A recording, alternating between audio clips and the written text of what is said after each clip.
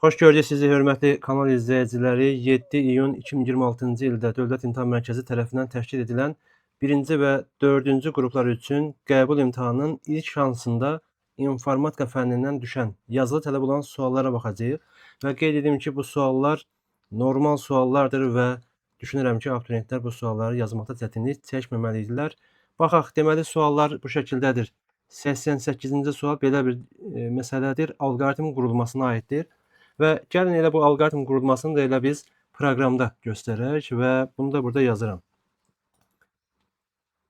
Məsələ şərti nədən ibarətdir? Deyir ki, biz x ədədini n sayda x ədədə daxil edəcəyik və bu şərti yoxlayacağıq. Bu şərtlərdən sonra y-in alacağı qiymətlərə baxacağıq. 60-dan böyük olanlar varsa, həmin cəmi çapa verəcəyik. Deməli, bunu nəzərə alsaq, biz ilk olaraq n sayda ədəd daxil edəcəyik və onu gəldim burada yazıram. Bu artıq mənim ədədimin sayıdır. N sayda ədəd və bizə bir cəm lazım olduğuna görə də s bərabərdir 0-ı burada qeyd edək. Və bundan sonra dövrümüzün şərtini verə bilərik və şərt belə verək ki, n 0-dan böyük olduğu müddətdə və həmin o x-i daxil edək artıq və x-də yoxlayacağıq. X daxil edəcəyik. Bu daxil etdiyimiz x-i biz yoxlamalıyıq ki, bu 75-dən idi, səhv eləmirəmsə, bəli, 75-dən böyükdürmü ya yox? If burada yoxlayacağım ki, əgər x 75-dən böyükdürsə və burada olacaq həmin o düsturu yazıram. Yəni y bərabərdir 2 vuraq x minus 56. Bunu yazdıqmı? Yazdıq.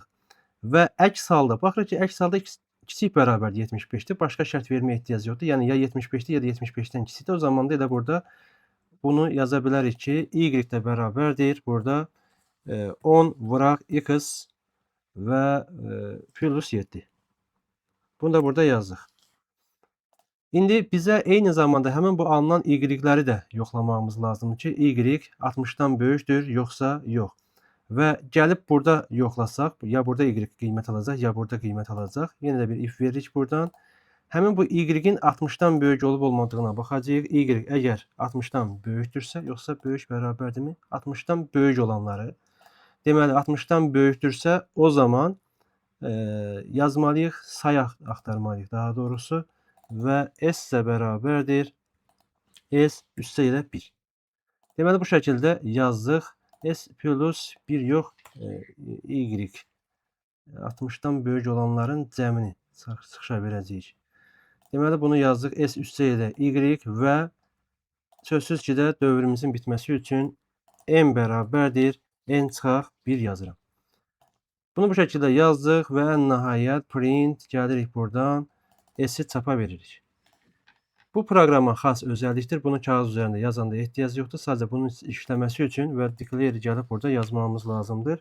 İstifadə etdiyimiz dəyişənləri bura yazırıq. X yazdıq, y yazdıq və düşünürəm ki, bitdi. Bunu yazırıq.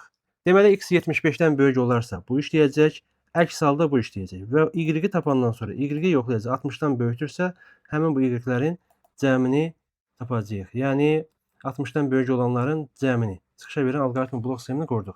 Artıq qiymət verib yoxlaya da bilərdik, amma keçək növbətiyə. Klaviaturadan daxil edilən A və B natural ədədləri üçün. Burada baxırıq ki, A kiçik bərabərdir B şərtini veriblər. Kiçikdir B şərtini veriblər. Və parça bu şəkildə qeyd olunub. Yerləşən tək ədədlərin kvadratları olan ədədlərin, məsələn, bu sayı, belə ədəd yoxdursa, yoxdur sözünü çap edən proqramı Python dilində yazın. Python proqramını da burada yazsaq, yazarıq ki, qəbul 29-cu sual Python bu şəkildə yazır.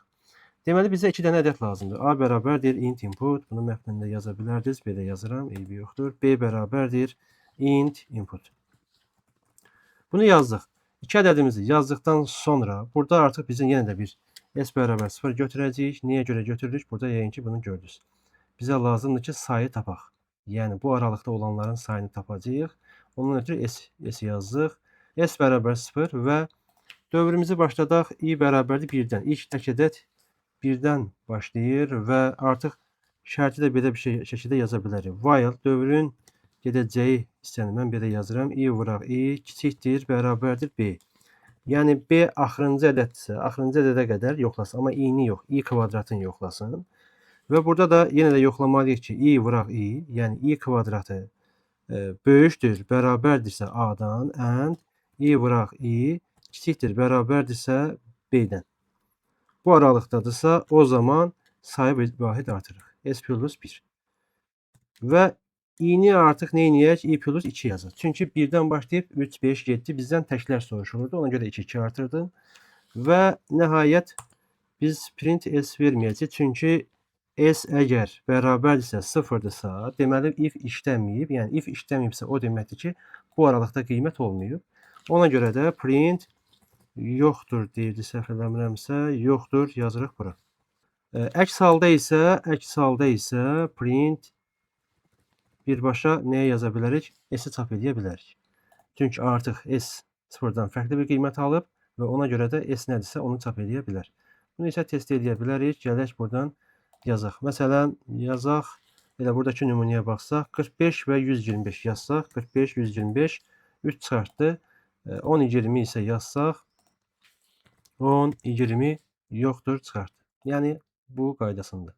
Növbəti suala baxsaq, bu sual isə nə deməkdir? N sayda tam ədədlər boş siyahıya klaviaturadan daxil edilir. Elementləri ilkin siyahının hər bir elementi ilə onun ən kiçik elementinin cəmi olan yeni siyahını çap edən proqramı Python dilində yazın. Deməli, burada 5 dənə ədəd daxil edib, 12, 3, 4, 8, 10.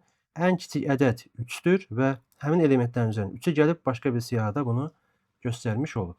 Çox gözəl, deməli, bunu da yazaq. Qəbul 30 bu şəkildə yazın. N bərabərdir int input. N sayda ədəd daxil etmək üçün belə məsələlər dəfələrcə işlədilib və ondan istifadə edirik.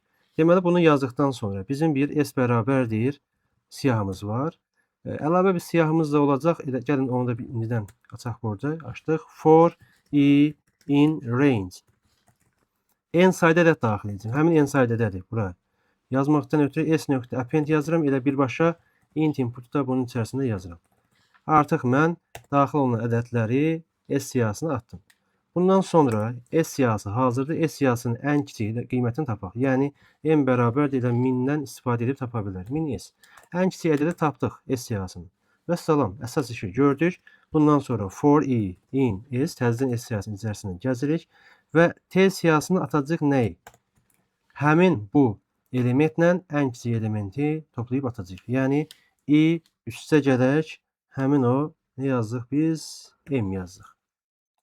Və bunu yazdıqdan sonra ən sonda da print T-ni çapa veririk.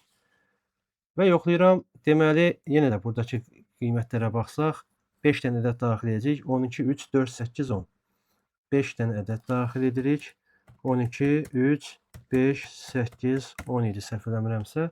Buna da baxsaq, 12 üzərinə 3, 15, 5 üzərinə 3 üzərinə 3, 6, 5 üzərinə 3, 8, 8 üzərinə 3, 11 və 10 üzərinə 3, 13 qiymətini almış olursunuz. Təbii ki, bunu fərqli üsullarda da yaza bilərdik, amma ilk olaraq belə yazmaq ağlıma gəldi və düşünürəm ki, bu istiqamətləndirmədə sizə kömək olacaq.